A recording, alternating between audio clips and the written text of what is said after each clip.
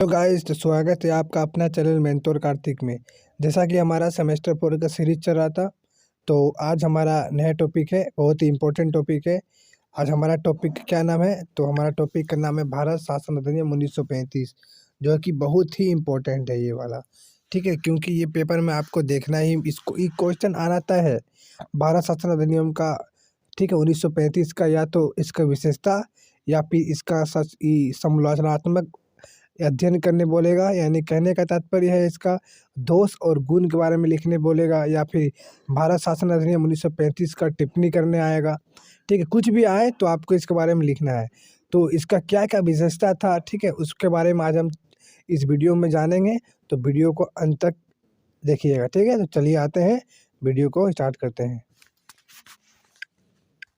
Video में बात करते हैं कि भारत शासन अधिनियम 1935 का क्या क्या विशेषता था। देखिए, अब हम कुछ इसका परिचय जान लेते हैं, ठीक है, उसके बाद हम इसका विशेषता पे बात करते हैं। तो पहला परिचय देखिए, इसका इंट्रोडक्शन जान लीजिए। मतलब इंट्रोडक्शन बहुत ही इंपॉर्टेंट है। यदि भारत शासन अधिनियम 1935 आया, ठीक है, यदि आया ये क्वेश्चन, तो आपको क्या क्या कहाँ से स्टार्ट करना है तो बता देते हैं पहले आपको। देखिए, यहाँ से आपको स्टार्ट करना है कि भारत में पूर्ण उत्तरदायी सरकार का गठन में एक मील का पत्थर साबित हुआ था। ये जो भारत शासन अधिनियम 1935 था, ये बहुत ही इम्पोर्टेंट था। इसका इम्पोर्टेंट बस यही बात से लगाया जाता है कि 1935 में भारत रिजर्व बैंक की स्थापना हुआ था, यही इसी अधिनियम के तहत। एक बार जान लीजिए, जो रिजर्व बैंक देख रहे हैं, भारत रिजर्व बैंक सब भारत का सबसे पुराना बैंकों में से है। ठीक है, सबसे पुराना बैंक है कि स्थापना हुआ था 1935 में। ठीक है, इसी अधिनियम का हुआ है। ठीक है, बस इससे एक विशेषता, बहुत ही इंपॉर्टेंट विशेषता था, आपको बता दिए। इसीलिए ये मील की पत्थर साबित हुआ था। ठीक है, तो ये मील का पत्थर साबित हुआ था। देखिए, ठीक है, ये हो गया, एक मील का पत्थर साबित हुआ था। अब नेक्स्ट में आते हैं। नेक्स्ट में क्या है कि ये एक लंबा, ठीक है, ये एक लंबा विस्तृत दस्तावेज था, जिसमें 321 धारा और 10 अनुसूची थी, यानी अनुसूची थी। अब क्वेश्चन पूछ सकता है कि भारत शासन 1935 में कितने धारा थी? तो 321 धारा थी। तो कितने अनुसूची थी? तो 10 अनुसूची थी। ठीक है, बहुत ही इंपॉर्टेंट है। बस आपको यहाँ से इंट्रोडक्शन देते हुए आपको आगे बढ़ना है कि ये एक मील के पत्थर साबित हुआ था। अब उसका आगे लिखेंगे, एक लंबा विस्तृत दस्तावेज था जिसमें 321 धारा था, 10 अनुसूची था। बस ये सब लिख दिए। ठीक है, अब उनकी विशेषता पर बात करते हैं कि बहुत ही इंपॉर्टेंट है।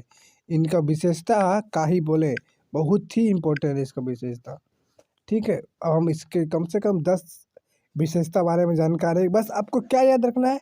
आपको सिर्फ विशेषता याद रखना है। जो विशेषता का मुख्य मुख्य जो बातें थे, बस आपको जैसे कि कहने का तात्पर्य है कि जैसे कि अखिल भारत संघ का स्थापना हुआ। ठीक है, तो आपको बस ये याद रखना है, इसका अंदर क्या था आपको खुद बना के लिखना है इसमें। ठीक है, तो विशेषता बात करते हैं। देखिए, पहला विशेषता था अखिल भारत संघ की स्थापना। इसी के द्वारा हुआ था, जो अभी देख रहे हैं अखिल भारतीय संघ, यानी पूरा भारतीय संघ मतलब क्या होता है कि सब राज्य को मिला के एक संघ का स्थापना करना। ठीक है, तो अखिल भारत संघ की स्थापना यहीं से स्टार्ट हुआ था। ठीक है, उसको आगे देखिए, जिसमें राज्य और रियासतें, ठीक है, एक इकाई की तरह माना गया। देखिए, एक स्थापना किया एक संघ का, जिसमें राज्य और रियासतें को एक इकाई की तरह माना गया। ठीक है, एक इकाई की तरह हो गया। फिर एक इकाई की यानी कि संघ, यानी कि कहीं ना कहीं केंद्र की ओर इशारा कर रहा है। ठीक, आगे देखिए, ये केंद्र की ओर इशारा कर रहा था, कहीं ना कहीं ये देखिए केंद्र और इकाई के बीच। ठीक है, अब क्या हुआ कि देखिए, आगे हम बताएं, जैसे कि अखिल भारत संघ की स्थापना हुआ, तो संघ की स्थापना हुआ, तो आपको अब संघ मतलब क्या होता है? राज्य अलग हुआ, राज्य की शक्ति अलग हुआ, केंद्र की शक्ति अलग हुआ। तो उसी में देखिए क्या हुआ कि केंद्र और इकाई के बीच 3 सूचियाँ दे दिया गया। ठीक है, जिसमें संघ सूची शामिल था, राज्य सूची शामिल था और समवर्ती सूची शामिल था। ठीक है, फिर क्या किया गया कि और अधिक जानकारी, मतलब कि और इसे स्पष्ट करने के लिए अब इन तीनों को अपने अपनी विषय दे दिया कि आपको इस संघ को 59 विषय दे दिया गया, राज्य को 54 विषय दे दिया गया, और समवर्ती सूची को 30 विषय दिया गया, 36 विषय दिया गया। ठीक है, 36 विषय इसे दे दिया गया, 36 विषय इसे दे दिया गया, इसे 54 विषय दे दिया गया, और इसे 59 विषय दे दिया। अब क्वेश्चन पूछ सकता है कि भारत शासन अधिनियम 1935 में राज्य सूची को कितने सूची दिए थे? 54। संघ सूची को 59। समवर्ती सूची को कितने? 36 विषय दिए थे। ठीक है, कितने? 36। ठीक है, ये एक पहला हुआ। ये पहला इसका विशेषता हुआ कि अखिल भारत संघ की स्थापना हुआ। फिर इसके अंदर हमने पढ़े कि फलना मतलब कि राज्य और रियासतों को एक इकाई की तरह माना गया। फिर इन इकाइयों को तीन तीन तीन सूचियों में डिवाइड किया गया, संघ सूची, राज सूची, समवर्ती सूची। फिर इन संघ सूची, राज सूची, समवर्ती सूची को फिर विषय में डिवाइड किया गया। इसको 59 को विषय दे दिया गया, राज सूची को 54 दे दिया गया, समवर्ती सूची को 36 दे दिया गया। ठीक है, अब इसका नेक्स्ट आते हैं। ठीक है, यानी कहीं न कहीं क्या हुआ कि कहीं न कहीं शक्तियों का बँटवारा किया गया। केंद्र सूची को अलग, राज सूची को अलग, समवर्ती सूची को अलग। कहीं न कहीं अवशिष्ट शक्ति और जितनी शक्ति थी, अवशिष्ट शक्ति, ठीक है, उसे व्यासरों को दे दिया गया। हो गया। अब इनका दूसरा बहुत ही इम्पोर्टेंट, ठीक है, पॉइंट में आते हैं, जो प्रांतों में द्वैध शासन व्यवस्था समाप्त किया गया। अब क्वेश्चन पूछ सकता है कि किस अधिनियम के द्वारा, ठीक है, प्रांतों में द्वैध शासन व्यवस्था समाप्त हुआ? तो भारत शासन अधिनियम 1935 के तहत। ठीक है, अब इस सब क्या हुआ कि अब देखिए अब क्या होता है, इसका विशेषता पढ़ लेते हैं। भारत इसका, ठीक है, जो समाप्त किया द्वैध शासन किसका, इसमें क्या हुआ कि जो प्रांत स्वायत्ता का शुभारंभ किया गया, ये इससे क्या हुआ कि अब उसको समाप्त हो गया, द्वैध शासन समाप्त हो गया। यानी जी, द्वैध शासन मतलब क्या होता है कि राज्य को अलग, केंद्र को अलग, ठीक है, कहीं ना कहीं अलग अलग जगह में। अब क्या हुआ, केंद्र एक संघ की स्थापना किया गया, अखिल भारत, जैसे कि पहला टॉपिक में पढ़े हम। तो एक प्रांत स्वायत्ता की शुभारंभ किया गया। ठीक है, तो राज्यों को 3 पृथक क्षेत्रों में शासन का अधिकार दिया गया कि राज्य, अब तुम फलना फलना क्षेत्र ले लो, फलना फलना फलना, 3 डिवाइड कर दिया गया और उसे शासन करना वही बोला। ठीक है, अधिकार कर दिया गया। और उसका आगे देखिए क्या है, राज्यों में उत्तरदायी सरकार की स्थापना किया गया कि राज्य में जो सरकार होगी वो उत्तरदायी होगी। ठीक है, और क्या हुआ कि राज्य जो विधान परिषद के लिए गवर्नर को उत्तरदायी मंत्रियों की सलाह पर काम करना आवश्यकता था। बहुत ही इम्पोर्टेंट पॉइंट है ये। जो राज्य विधानसभा परिषद थी, ठीक है, विधान परिषद थी, वो क्या हुआ कि अब उत्तरदायी मंत्रियों की सलाह पर ही काम करना आवश्यक होगा। कहाँ पे? तो राज्य विधानसभा परिषद में। तो किसको? तो गवर्नर को। किसके सलाह पर? तो उत्तरदायी मंत्रियों की सलाह पर। ठीक है, देखिए तीसरा पॉइंट भी बहुत इम्पोर्टेंट है, बहुत ही इम्पोर्टेंट है, इसे याद रखना बहुत ही इम्पोर्टेंट है। ठीक है, तीसरा पॉइंट देखिए क्या है। तीसरा पॉइंट में है कि 11 राज्यों में 6 में द्विसदनीय व्यवस्था प्रारंभ हुआ। देखिए, द्विसदन व्यवस्था प्रारंभ हुआ। ठीक है, मात्र 11 राज्यों में, पूरा भारत में नहीं, मात्र 11 राज्यों में से 6 में। देखिए, तभी 11 राज्य था, 11 राज्य में 6 को। अब क्वेश्चन पूछ सकता है कि भारत शासन अधिनियम 1935 के तहत कितने राज्यों में द्वैध शासन व्यवस्था प्रारंभ हुआ? तो 6 राज्यों में। अब 6 राज्य कौन कौन सा था? तो बंगाल था, बम्बई था, असम था, मद्रास, बिहार, संयुक्त प्रांत। देखिए 1 2 3 4 5 6, ठीक है, बंगाल, मुंबई, असम, मद्रास, बिहार, संयुक्त प्रांत। ठीक है, ये 6 में से जिसमें द्विसदन व्यवस्था आरंभ हुआ। ठीक है, और हाँ, और इसमें द्विसदन व्यवस्था मतलब कि यहाँ पे विधान परिषद भी होगी, विधानसभा भी होगी। इन राज्यों में विधान परिषद भी होगी और विधानसभा भी होगा। अभी वर्तमान में भी अब देखे होंगे कि कई राज्य ऐसे हैं जहाँ, जैसे कई राज्य ऐसे हैं जहाँ पे विधान परिषद भी है, विधानसभा भी है, याद रखिएगा। ठीक है, कौन कौन से राज्य में है आप उससे कमेंट में बता सकते हैं हमको। आगे देखिए, अब देखिए चौथा पॉइंट, देखिए क्या चौथा पॉइंट में क्या है, विशेषता है इसका, भारत शासन 1935 का, कि केंद्र में द्वैध शासन प्रणाली का आरंभ किया गया। जैसे कि अभी हम आपको बताएं कि केंद्र में द्वैध शासन प्रणाली का आरंभ किया गया, जिसमें संघ विषय और आरक्षित विषय को अलग अलग किया गया, जिसमें अलग अलग किया गया, संघ विषय और आरक्षित विषय अलग अलग किया गया। ठीक है, अभी तुरंत बताएं इसको, चौथा पॉइंट ऊपर में। देखिए पांचवा भी बहुत ही इम्पोर्टेंट है, पांचवा बहुत ही इम्पोर्टेंट है। ठीक है, इसे याद रखिएगा, बहुत ही ज़रूरी है। पांचवा में क्या हुआ कि जो निर्वाचन की जो व्यवस्था थी, ठीक है, जो निर्वाचन की व्यवस्था थी, वो दलित जो जाति थी, ठीक है, या फिर महिला हुआ या फिर मजदूर वर्ग हुआ, इन तीनों को मतलब कि अलग अलग सांप्रदायिक प्रतिनिधि व्यवस्था का विस्तार किया गया। यानी कहीं ना कहीं इसका विस्तार किया गया कि दलितों का जो जातियों का जो निर्वाचन था, ठीक है, निर्वाचन व्यवस्था था, महिलाओं के द्वारा जो निर्वाचन व्यवस्था था, मजदूर वर्ग के जो निर्वाचन व्यवस्था था, उनका विस्तार किया गया।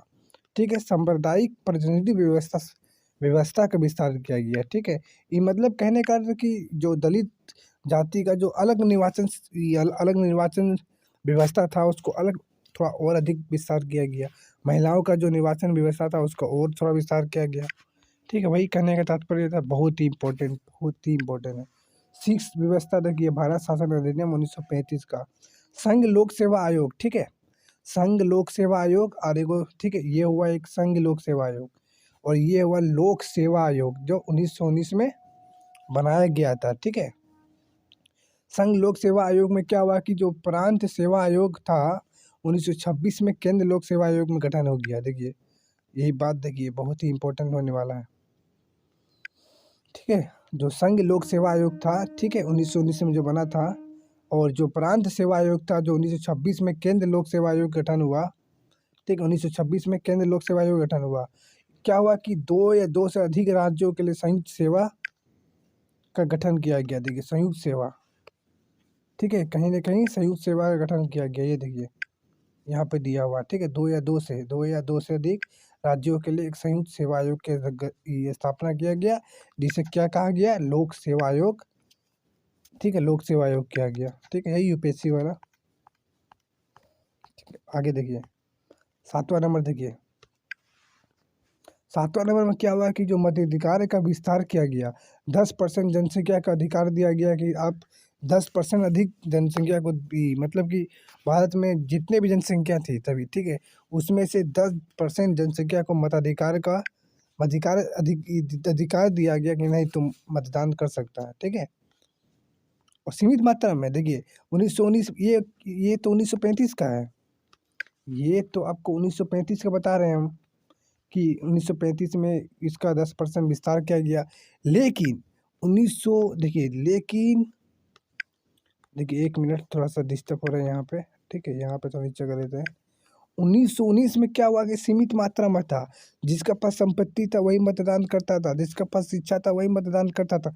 लेकिन 1935 आते आते ये इसका कहीं न कहीं बदलाव किया गया, मताधिकार का विस्तार किया गया। 10% जनसंख्या को अधिकार दिया गया कि आप मतदान कर सकते हैं। ठीक है, आगे देखिए, हो गया 8वां नंबर। देखिए अब 8वां नंबर सबसे पहले हम बताए थे, इसका मुख्य विशेषता है भारत रिजर्व बैंक की स्थापना किया गया। इनका क्या कारण था, इनका कारण कि देश की मुद्रा को कैसे व्यवस्थित किया जाए, साख पर नियंत्रण कैसे किया जाए, उनके लिए भारत रिजर्व बैंक की स्थापना किया गया।